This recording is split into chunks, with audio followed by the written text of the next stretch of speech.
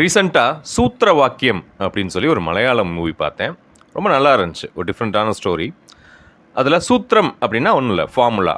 So அந்த வார்த்தைக்கு ஏற்ற மாதிரியே அந்த போலீஸ்கார் வந்து என்ன பண்ணுவார்னா, மேக்ஸ் டியூஷனும் பேரலாக எடுப்பார். தன்னோட ஸ்டேஷனுக்கு மேலேயே எடுப்பார். ஸோ நல்லாயிருக்கும். பசங்க ரொம்ப ஆர்வமாக வருவாங்க.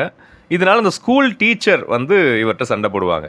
இந்த மாதிரி நீங்கள் மேக்ஸ் கிளாஸ் எடுக்கிறதுனால என்கிட்ட பசங்க வரமாட்டேங்கிறாங்க, லாஸ்ட் பீரியட் ஸ்கூலை கட்டாய போட்டு போயிடுறாங்க அப்படிங்கிற மாதிரி நிறைய சண்டை நடக்கும். சரி, இது போலீஸ் பேஸ் ஸ்டோரி இல்லையா? அப்போ கண்டிப்பாக ஒரு மர்டர் வரணும் இல்லைங்களா? அப்போ ஒரு மர்டர் சம்பவம் நடக்கும். என்ன அப்படின்னா, ஒரு பொண்ணை கொன்றுவாங்க. அந்த பொண்ணை கொன்று பிளாக் கலர் பையில் கொஞ்சம் கொஞ்சமாக கொண்டு போய் ஒரு கிணத்துல போடுவார் அந்த கொலை பண்ணவர். சரிங்களா? என்ன பண்ணியிருப்பாங்க அப்படின்னா, அந்த பொண்ணை கொன்று ஒரு பாத்டப்பில் போட்டு ஒரு கெமிக்கல் விஷயத்தை ஊற்றிருப்பாங்க. அந்த கெமிக்கல் என்ன அப்படின்னு பார்த்தோம்னா, நமக்கு ரொம்ப ஃபெமிலியரான கெமிக்கல் அசிட்டோன். ஸோ கெமிஸ்ட்ரி படிக்கிற 11th 12th எல்லா ஸ்டூடெண்ட்ஸுக்குமே கண்டிப்பாக அசிட்டோனுங்கிற வார்த்தையை கேள்விப்படாமல் இருக்கவே மாட்டோம். அசிட்டோன் அப்படின்னா சால்வெண்ட் கொடுத்துருக்கு பாருங்களேன். இந்த பிக்சர்லேயே அழகாக இருக்கும்.